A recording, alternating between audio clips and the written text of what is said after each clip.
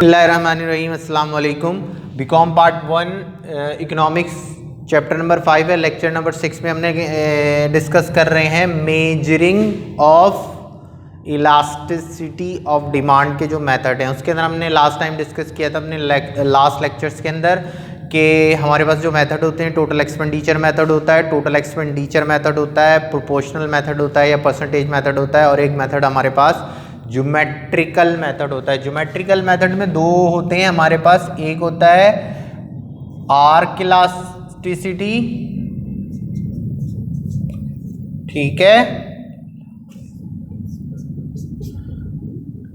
और एक होता है हमारे पास पॉइंट इलास्टिसिटी,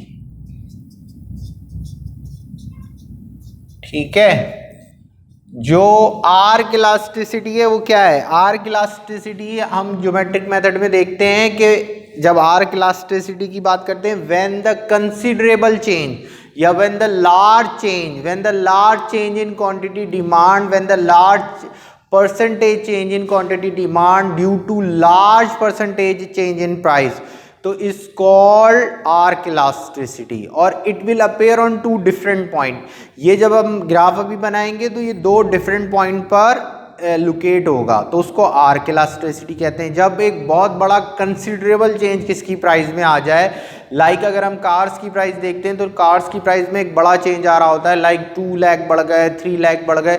इस तरह से अगर हम पाक सुजुकी की बात करें और उसकी कार्स की बात करें तो उनकी प्राइसेस इस तरह से इंक्रीज होती हैं। तो जब प्राइसेस में एक बड़ा चेंज आता है और उसकी वजह से उसकी क्वांटिटी डिमांड जो परसेंटेज चेंज हो रही है उसमें एक बड़ा चेंज आता है, तो उसको हम क्या कहते हैं? आर्क इलास्टिसिटी कहते हैं।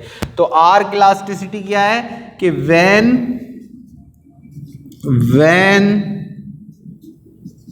दी परसेंटेज,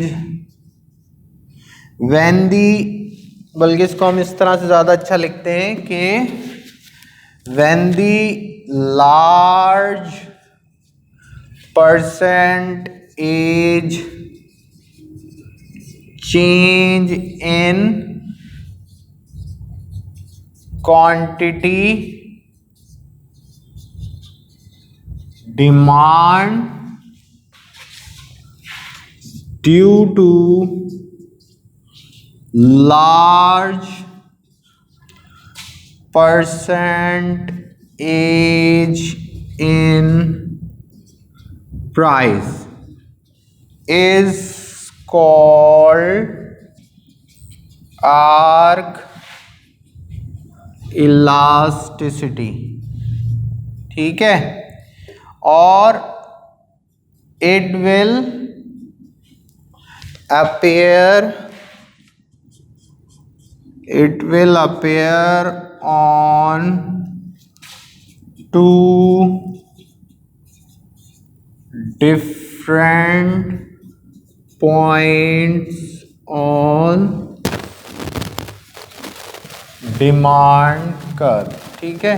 सिंपल सी बात, जब एक बहुत बड़ा चेंज किसी चीज़ की क्वांटिटी डिमांड में आए, परसेंटेज चेंज, और एक बहुत बड़ा चेंज उसकी प्राइस में आए, और वो दो डिफरेंट पॉइंट पर अपेयर हों, एलोकेट हों, तो उसको आर्क इलास्टिसिटी कहते हैं।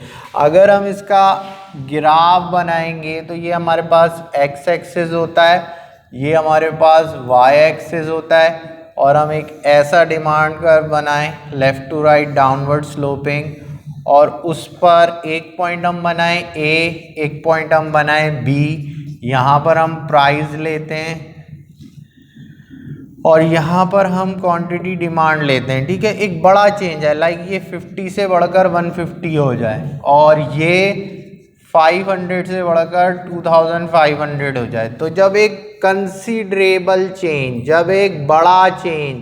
जब एक कंसीडरेबल चेंज या बड़ा चेंज आपकी प्राइस में आए, ड्यू टू एक बड़ा चेंज उसकी क्वांटिटी डिमांड में आए, तो उसको हम क्या कहते हैं? Arc elasticity. और it will appear on two different point. एक पॉइंट ये है, इस पॉइंट पे क्या है कि प्राइस आपकी क्या है? 150 और क्वांटिटी डिमांड क्या है? 500। और इस पॉइंट पे क्या है? प्राइस आपकी है 50 और क्वांटिटी डिमांड क्या है? 2500 और it will appear on 2 different point. जब वो 2 डिफरेंट पॉइंट पे अपेयर हो और आप उसको इजीली देख सकते हो तो वो चीज क्या कहलाती है? वो चीज आर्क इलास्टिसिटी कहलाती है। क्लियर है? अच्छा, इसके बाद हम क्या बात कर रहे हैं? Point elasticity.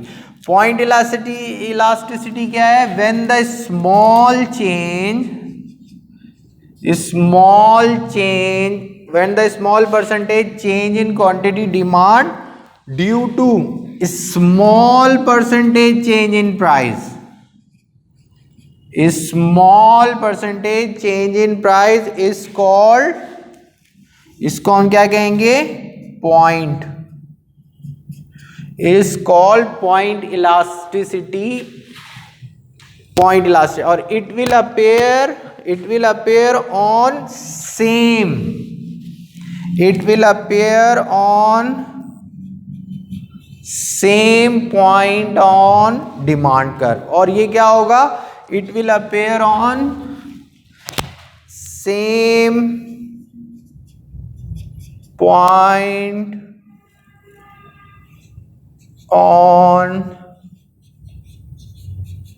demand curve। ठीक है? अच्छा, अब इसका ग्राफ भी चेंज होगा।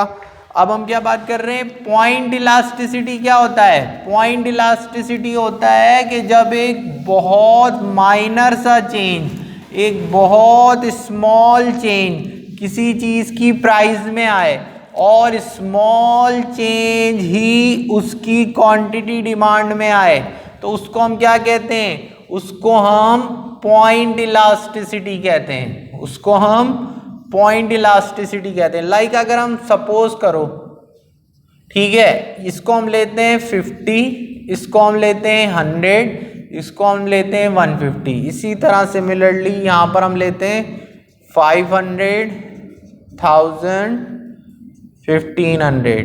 क्लियर है? ये हमने क्या ले ली? Quantity demand. ये हमने ले ली प्राइस। ये एक पॉइंट है, पॉइंट ए। अच्छा, अब इतना स्मॉल चेंज आ रहा है, इस बात को जरा थोड़ा सा समझिए कि देखो, अगर मैं बोल रहा हूं कि इस पॉइंट से इस पॉइंट का डिफरेंस कितना है? 50, यानी कि यहां पर मैं 50 लाइन लगाऊं, 1 2 3 4 5 6 7 8, ये 8 लाइन लग रही है। मैं और छोटी छोटी लाइन लगाऊं, कितनी छोटी छोटी लाइन लगाऊं, कितने डिफरेंस से कि इन दोनों के दरमियान कितने लाइंस लग जाएं? ऐसी 50 लाइंस लग जाएं, क्योंकि 50 का डिफरेंस है ना। तो ये डिफरेंस कितने का है? 50 का। ये डिफरेंस कितने का है? 50 का।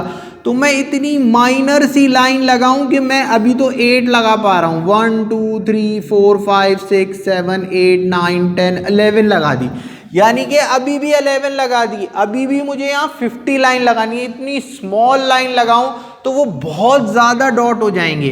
अब अगर मैं बोलूँ कि इसकी प्राइस 99 हो गई, प्राइस क्या हो गई? 99, तो तुम 99 कितना नीचे होगा तुम उसको मेजर ही नहीं कर सकते।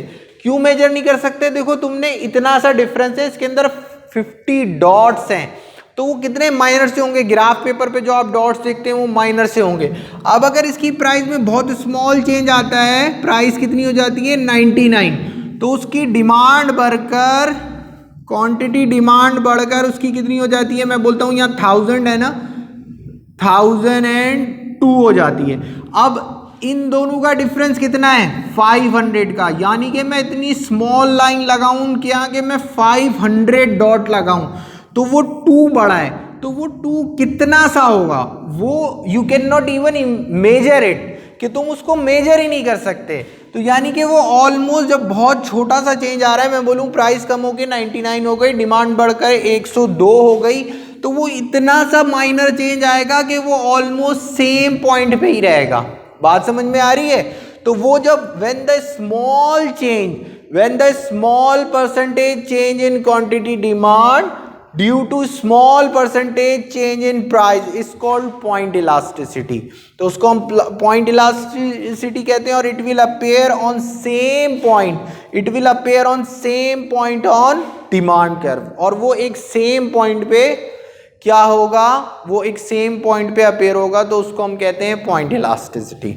अच्छा, तो हमने जो मेजरिंग ऑफ जो हमारा जो टॉपिक है वो measuring of method of quantity demand है, उसके अंदर हमने पढ़ा टोटल एक्सपेंडिचर मेथड। तो टोटल एक्सपेंडिचर मेथड के अंदर क्या आता था कि हम रेवेन्यू देखकर ये देखते थे कि either elasticity of demand elastic है, इनइलास्टिक है या लेस इलास्टिक है या यूनिटरी इलास्टिक है। यानी कि जब हम प्राइस मल्टीप्लाई बाय क्वांटिटी करते थे तो जो भी अमाउंट आता था अगर वो प्रीवियस से ज़्यादा होता था तो वो मोर इलास्टिक है, प्रीवियस वाले रेवेन्यू से कम होता था तो वो लेस इलास्टिक है। अगर वो प्रीवियस वाले रेवेन्यू के बराबर होता था तो हम उसको बोलते थे कि वो यूनिटरी इलास्टिक है। ठीक है जी।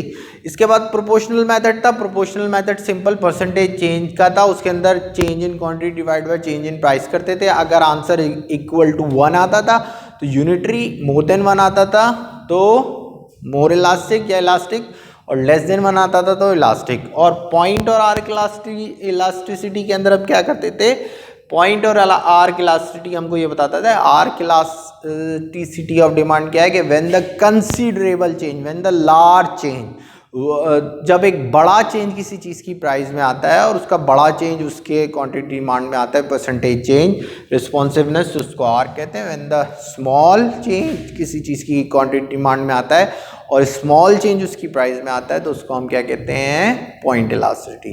तो इसमें इतना ही है। इंशाल्लाह इसका आपको क्विज भी देंगे, असाइनमेंट भी देंगे, इसको थोड़ा सा टाइम दो। ये एग्जामिनर भी आपकी नॉलेज टेस्ट करता है एग्जाम में। तो अब हम अपने नेक्स्ट लेक्चर में इंशाल्लाह अपना नेक्स्ट चैप्टर शुरू करेंगे। Thank you so much, thank you so much. अस्सलाम वालेकुम।